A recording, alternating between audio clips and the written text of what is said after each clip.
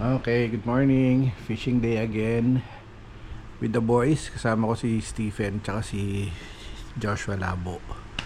So niyaya nila ako kahapon para mag ubando fishing. Hinintay ko lang sila. Nakaayos na ako. Yan. Gising na naman eh. So nandyan lang sila sa kabilang bahay. Hintay ko lang sila and then head out na kami to Ubando. Itong status ng Ubando Market kapag umaga pala. Sa tagal namin nag-fishing dito, ngayon lang yata kami pinutukan ng araw nang hindi pa nakakasakay sa bangka. Diyan, bilihan namin ng yelo. Di na kami bababa sa 7-Eleven para kumuha ng yelo. Kasi yung yelo naman dyan, pampalamig lang ng isda para hindi masira. And then dito, inintay namin si Alan. Nagpabili kasi ako ng hipon. Nagbilin kasi ang wife ko na bumili ng hipon para sa bahay.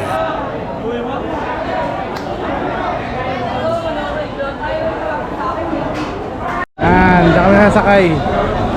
First time namin inabutan dito ng umaga bago sumakay ng bangka.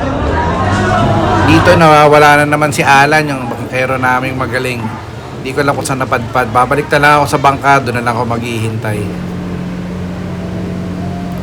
Kasama ko pala ngayon si Joshua at saka si Stephen. Silang dalawa nag-iaya sa akin. Idilibre daw nila ako ng fishing sa Ubando.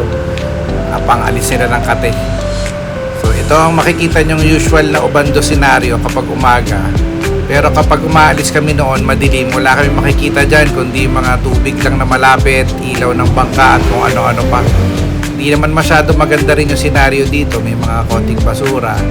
Although paglabas mo ng bukana na yan, makakakita ka na ng mga floating na bahay. Yung mga bahay dyan, makikita mo ibang klase sila. Imbis na kotse nakaparada sa kanilang mga bahay, sa silong ng bahay nila kundi bangka.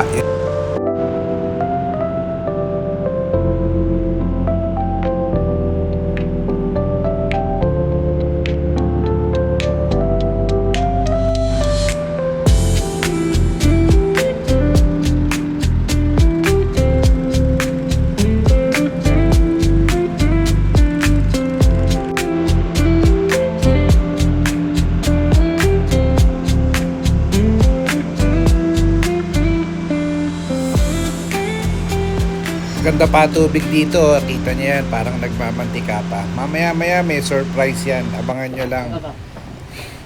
So ito, yan yung unang spot namin na hinintuan. Dito yan sa tinatawag na 11. So dating maraming baklad dito, hindi nyo lang makikita kasi medyo pataas na yung tubig na yan. Angat mo na.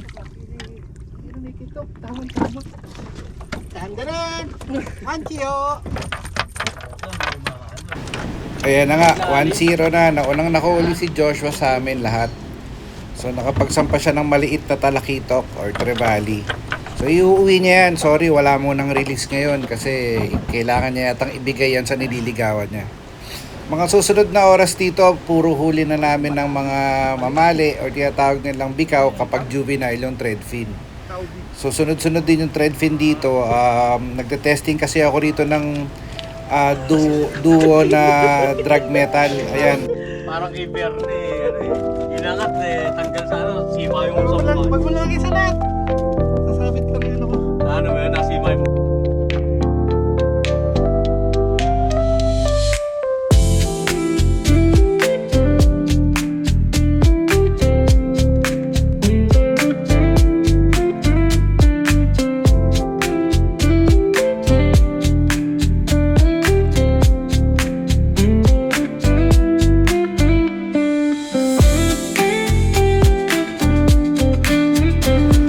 mapapansin nyo, nasa early stage pa si Joshua ng pag-fishing niya. So sinabihan ko siya na pag maliliit na yung isda, kahit hindi na bombahin ang bombahin. So rod up lang, steady tension.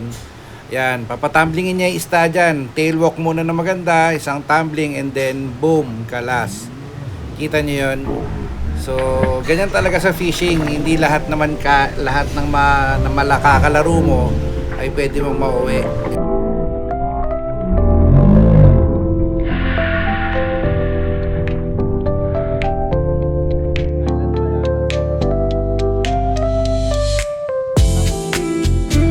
Yan si Alan Capistrano, aka Alan Bayabas.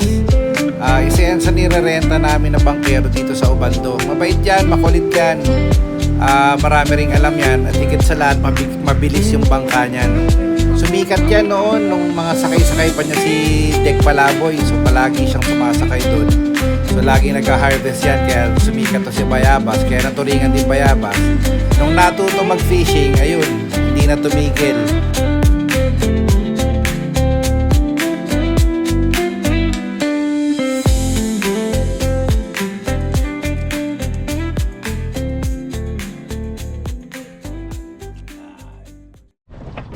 Ayan, sunod-sunod na naman ang kagatan dito pero huwag nyo nang pansinin yan. Regular naman yan sa fishing. Makikita nyo yan na may humuhuli.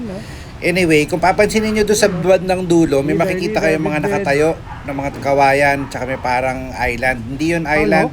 Fish cage yun. And yung mga kawayan na yan, sa ilalim yan may net para siyang pathway or highway papunta doon sa bunganga ng fish cage. Yan yung mga tinatawag nilang baklad para pumasok yung mga isda, and then pagpasok doon sa fish cage or sa malaking baklad na yon, sinasarado nila yon, tapos kukulong nila tsaka nila i-harvest. May mga tao dyan, bawal dyan lumapit, nagagalit sila. Ayaw nilang nabubulabog sila or ayaw nilang nakikita yung operations nila.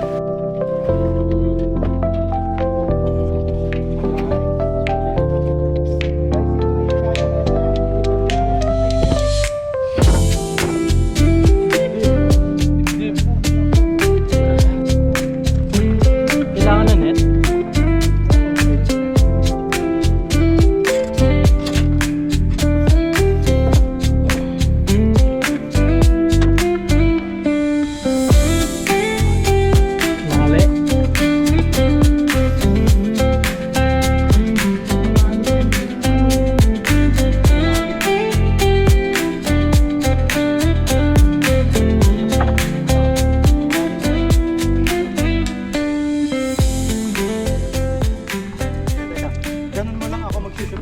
Okay.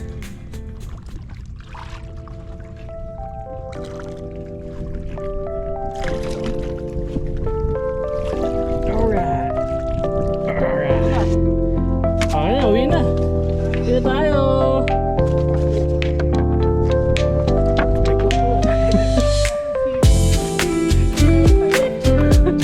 Sa lahat ng laro.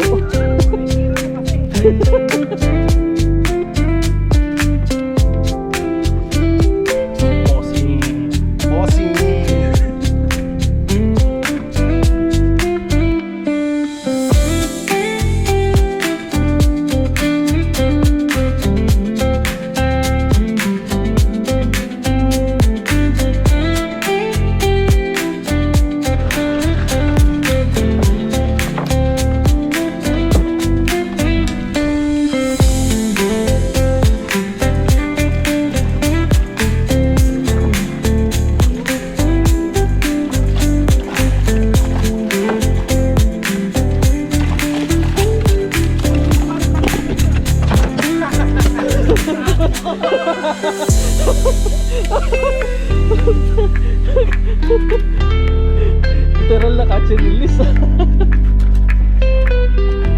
Buti na lang, bot.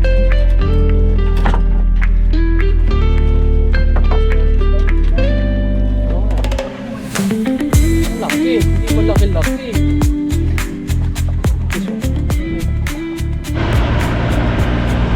Nangyari. Ito, sinasabi ko sa inyong sorpresa nung una pa lang sa video.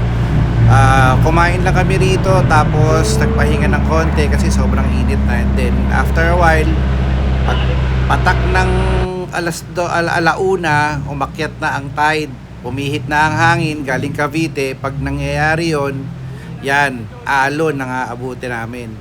So nag-decide na kami ritong umuwi kasi syempre hindi naman pwedeng i-sacrifice ang safety kesa sa fishing. So uwi na muna tayo para mapag-fishing ulit sa ibang araw. So kung makikita nyo dyan, umaandar kami pero hindi yan ang buong istorya nyan.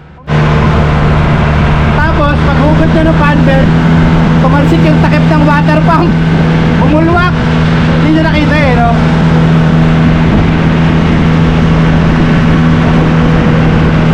Ha?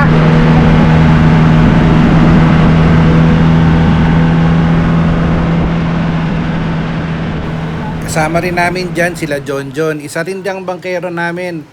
John John Mendoza naman siya. Mahusay din yan. Marami rin niyang alam na spots. Ang sakay niya sila Axel. May bisita si Axel. So si Axel yung bata sa Aling Nenes Pond na nagbubulati nung batang-bata pa siya. Hindi tayo natalo na isda. Winner tayo na isda. Kaso sa alon hindi. Wala kaming siyam. Siyam lang ang huli. Assorted. Multi-species.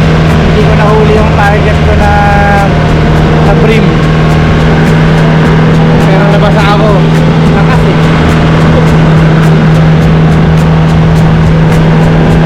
Safety first muna. Pwede mag-fishing sa susunod ulit.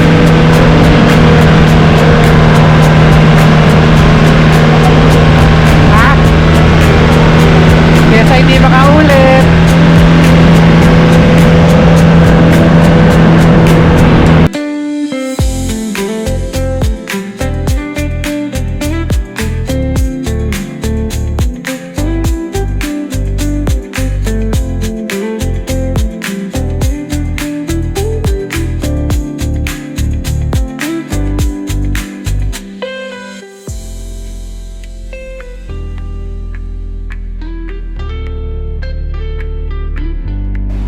Isa rin pala sa goals na fishing namin ngayon is i-testing yung mga bago kong Duo International jigs.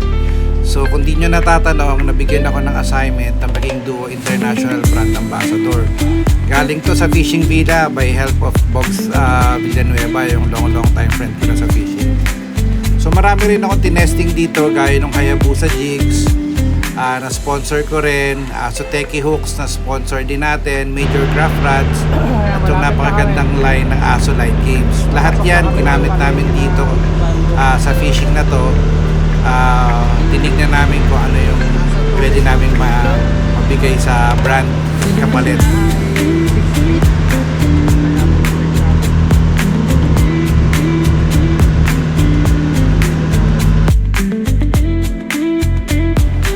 Yan, malapit namin makabalik dito sa aming parking. Kita nyo mga aga-aga pa nasa parking na kami. Kasi nga alas 2 pa lang, pinalo na kami.